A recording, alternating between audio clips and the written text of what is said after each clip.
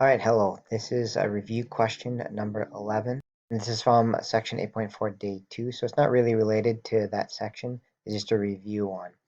All right, so this is a solving one where we've got a square root. So basically, we're going to undo everything. So like the opposite of square rooting is squaring.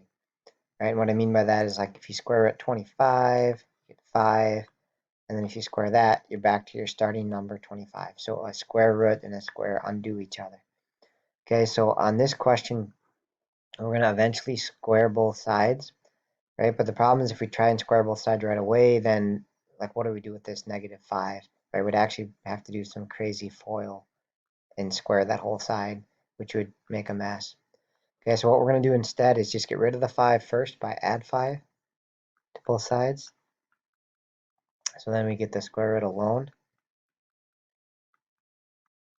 And then now we can cancel it out. So when we square that left-hand side, this square root and the square cancel out, and we just have x plus 1. And then the other side, 13 squared is 169, 13 times 13. And then minus 1, 168 should be our answer.